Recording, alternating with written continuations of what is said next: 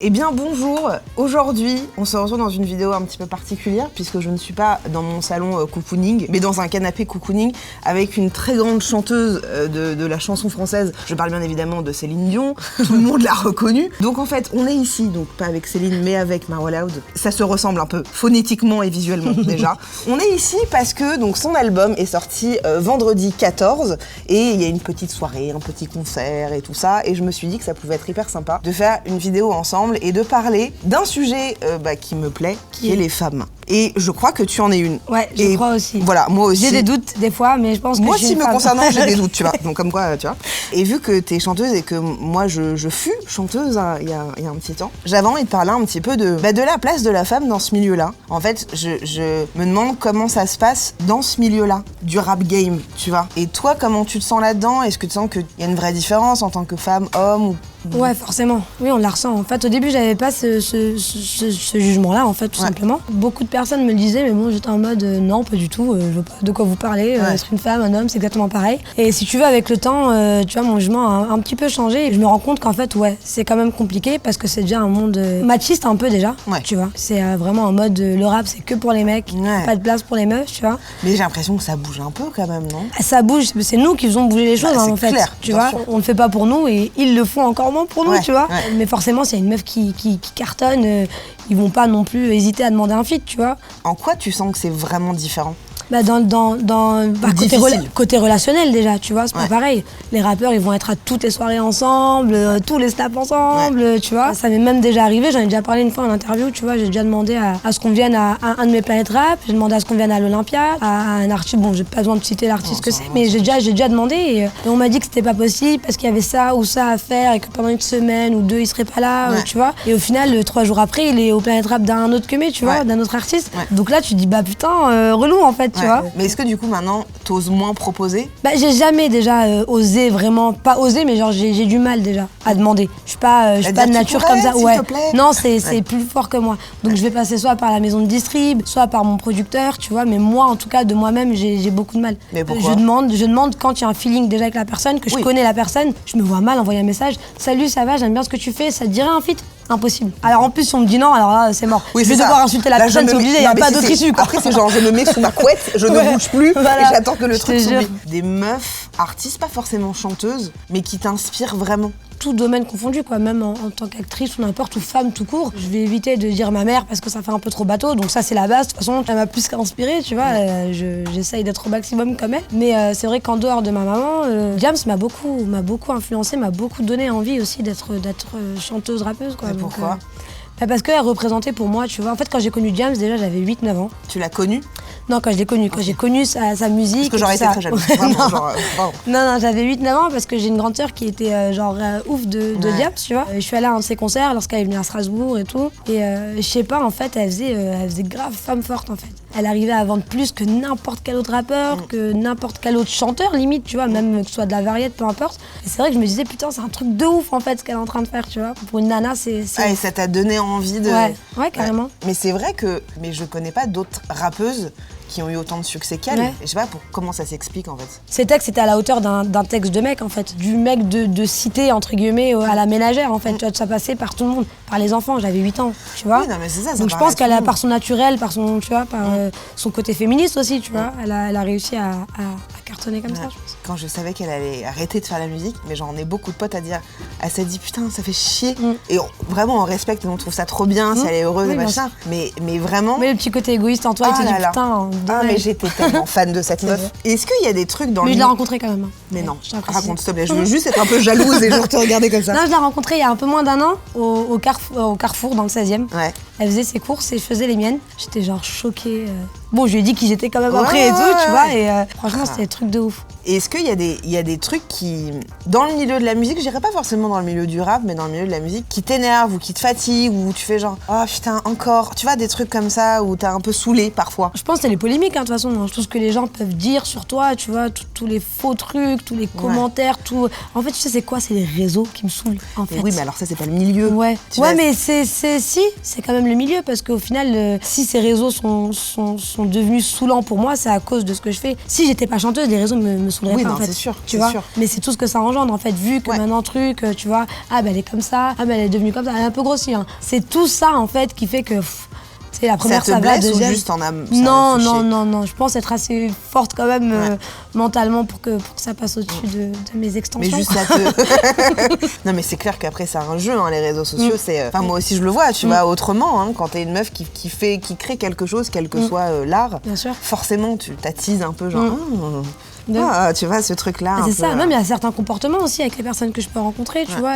Un mec, tu vois, genre, quand on vient, on va me sauter dessus comme ça, ou qu'on va me prendre, tu sais, pour une bouffonne limite, tu vois. Alors qu'avec un lacryme, par exemple, personne va lui sauter dessus, tu vois ce que je veux dire? Donc c'est ça, tu vois. Mais ça, tu penses que c'est parce que t'es une meuf ou pas? Oui. Non, je suis sûre que c'est vraiment parce que je suis une meuf. T'as un rappeur devant toi, t'as un Booba, un lacryme, un qui tu veux, l'approche sera complètement différente d'une Marwa Loud. Alors comment ça se fait? Enfin, tu sais, c'est con.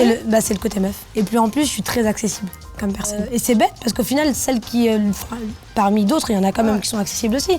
Je suis accessible, je viens vers vous et au final, vous me le rendez comme si j'étais une bouffonne, tu vois. C'est un peu relou. Mais en fait, le truc, c'est que moi aussi, tu vois, je suis pareil, je suis un peu dans le même trip, quoi. Mais je trouve quand même que quand on est dans la musique, quoi, je parle du business, je parle pas des réseaux sociaux, machin, je trouve que c'est quand même beaucoup plus dur en tant que meuf de se faire entendre. De dire, en fait, moi je l'ai vécu, tu vois, j'étais chez Universal, chez AZ, et je l'ai vécu quand on faisait des clips, je disais, vous voulez pas qu'on fasse ça, ils disaient, alors non, mais, oui, non, mais, et il y avait toujours ça, et je voyais que, alors, c'est pas que parce que je suis une meuf, mais je sentais que la parole d'un mec était plus entendue, tu vois. C'est ce qui s'est passé de toute façon, même avec moi, tu vois, quand j'ai commencé les clips et tout, on aimait bien me dire, non, mais toi, tu vois, tu connais pas trop, tu viens de commencer, donc... De quoi tu connais pas trop? Quand je viens de commencer la musique, le milieu, oui, voilà. Même pendant les clips, pour en revenir aux clips, je pense qu'on devrait plus faire comme ça ou plus comme ça. Ouais, mais toi, en fait, tu vois, tu connais pas trop, on va devoir... Ok, première fois, deuxième fois, troisième fois. Après, si clairement, s'il faut mal parler, je vais mal parler, en fait. T'as vu, on va faire ce qu'on a à faire. Parce que si c'est que comme ça que vous allez comprendre, mais ça fait chier, quoi. On va le faire. Ça fait chier. Mais de toute façon, je suis de nature comme ça, moi. Je suis une grande nerveuse, tu vois, je pète vite un câble. Donc j'ai voulu prendre sur moi, au final, vous avez pas voulu me laisser parler, en fait, vous avez pas voulu m'entendre. Donc du coup, je vais vous parler normalement. Et ça marche.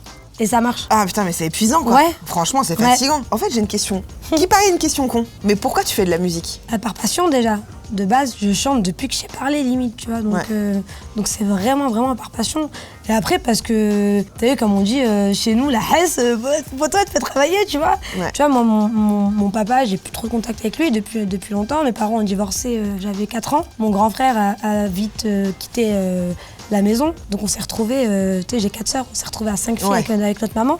Et tout ce qu'on a vécu et toutes les épreuves qu'on a eues, on les a surpassées, on les a passées qu'entre filles, en fait. Donc c'est ce qui a forgé ce côté un peu garçon manqué chez moi. Et du coup, c'était je voulais sortir et sortir ma famille aussi de tout ça, tu vois, du quotidien dans lequel on était, en fait. Donc je savais que je chantais un peu bien, tu vois, et je me suis battue pour ça, tu vois. T'as quel âge là? 22 ans. Oh mais t'es bébé. Ah t'as le temps. Oui, j'ai le temps. Mais c'est bien parce que en même temps, finalement, la musique ça a été un peu une... Je sais pas si c'est le bon mot, une bouée de secours, tu vois, mais un truc où tu t'es dit, ok, c'est ma passion. Si en même temps je peux faire bouffer un peu ma mifa et me faire kiffer. Moi, j'étais très studieuse déjà de base, tu vois. J'ai arrêté l'école pour la musique, tu vois. Donc j'ai arrêté en première. J'étais en littérature, donc j'ai arrêté. Ça a été très conflictuel avec ma maman au début parce que j'étais studieuse tout simplement et que la musique c'était pas sûr en fait. Et après, détermination. Et quand tu sais que t'as pas d'autre issue, de toute façon, pour moi c'était impossible. Il y avait que ça, de toute façon. Oui, voilà. Tu vois. Et j'ai réussi à sortir ma famille et moi-même, tu vois, de tout ça. Là, ça fait 7 mois qu'il vit à Marrakech, tout va bien, tu vois, donc tout est cool, quoi. Mais ça te fout une pression, du coup? De dire, putain, j'ai peur que ça s'arrête demain et que du coup, t'es pas inquiète comme ça? Non, je suis pas une meuf stressée déjà de base. Quand il y a un problème, je l'affronte et au lieu de l'esquiver, je vais l'affronter, en fait. Ouais, donc tu te dis si dans un an, en fait... ça marche plus trop, machin. J'ai déjà rentré pas mal d'argent, tu vois. Quand même, on va pas se mentir, c'est pas tabou, tout le monde sait que je fais de la musique. Non, mais beaucoup de monde ont du mal à parler d'argent, tu vois. Donc ça s'arrête même demain, là, mon album est sorti, ça marche pas. Tu vois, je vais pas retourner dans un F2 ou dans un... tu vois, même si c'est... Tu t'es mis à l'abri, quoi. Tu vois... Je nous ai toutes mis à l'abri. Et au contraire, au lieu d'avoir peur, je suis très fière de moi. Moi, je trouve ça cool parce que moi, j'ai vraiment tendance à me dire « Putain, mais qu'est-ce que je vais faire demain? Je sais pas si je vais avoir de l'argent et machin. » Et c'est pas que je cours après, mais souvent, je me dis « Ok, je suis tranquille pendant un an, mais après, après. Du coup, je trouve ça bien de se dire aussi, attends, j'ai fait ça, j'ai réussi à faire ça. Il y a un truc hyper positif, tu vois, derrière tout ça. Et alors après, je veux juste te demander 2 petits trucs. En fait, si une meuf, bien que j'aime les hommes, vraiment je vous aime très très très fort, mais si une meuf a envie de faire quelque chose d'artistique et qu'elle ose pas pour un tas de raisons, qui la regarde, qu'est-ce que tu pourrais lui dire pour que, tu vois, ça la remue Déjà, ça dépend des raisons. Bah non, mais je sais, mais je sais que c'est un peu flou, mais... Bon, imaginons moi, ok. Je suis une meuf, je te kiffe, machin, et je me dis, putain, mais j'ose pas trop parce que j'ai peur qu'on me dise que c'est de la merde, ou j'ai peur que mes parents me disent que bah, je rêve trop, machin. Pas quel conseil, mais qu'est-ce que tu me dirais pour me donner un peu genre, vas-y meuf. Bizarrement, j'essayerais pas de te motiver. Si, en fait, je te motiverais, mais bizarrement. En fait, je te dirais qu'il y a toi qui sais de toute façon si tu peux le faire ou pas. C'est toi qui sais si ta famille va finir par accepter ou pas. C'est toi qui sais. Tu sais, chaque être humain a sa capacité à accepter ou à assumer les échecs. Chacun a sa force mentale, chacun, tu vois. Moi, demain, je sais pas, je me fais renverser, j'ai les 2 jambes dans le plâtre. Je vais peut-être en rigoler. Toi, demain, ça t'arrive, ça va peut-être être la fin de ta vie. Donc vraiment, chacun a sa capacité à accepter les choses. Donc maintenant, je te dirais juste que c'est toi qui sais et que si tu penses vraiment que... Si c'est que ça, mais que toi, tu penses que ça va le faire, bah fais-le en fait. Et même si papa, maman, ils disent que c'est de la merde ou qu'il faut pas. Mais non, papa, maman, de toute façon, ça reste papa et maman. On monte en l'air, redescend, ça restera papa, maman. Donc même si c'est conflictuel un petit moment, ça finira de toute façon. Bah, vous avez le même sang, là, ça coule dans vos veines. C'est ce que je veux dire. Ça finit pas toujours comme ça, mais souvent. Mais oui. Peu importe le temps que ça durera, ça finira comme ça. C'est obligatoire. Ouais, c'est vrai. Ouais, donc juste en fait simplement de s'écouter en fait. Voilà, exactement. Juste de dire fuck ce que les gens peuvent dire moi ou maintenant ou je pense quoi et je fais quoi. Et finalement c'est ce que tu fais un peu. Ouais. Belle gosse. Bon bah voilà, je trouve que c'est bien de terminer sur un truc un peu comme ça. Yes. J'étais très contente. Bah moi aussi, franchement ça m'a fait très plaisir. C'était court. Ouais. J'avais envie de parler genre pendant au moins 2 heures. Mais on le fera peut-être un jour. Ouais, avec grand plaisir. Voilà, je vous invite à écouter, à l'acheter, à aller la voir en concert, à venir avec des banderoles, à je sais pas, lui offrir des cadeaux, lui offrir des bonbons, on sait jamais. Et voilà, j'espère que ça vous a plu et puis à bientôt. Salut.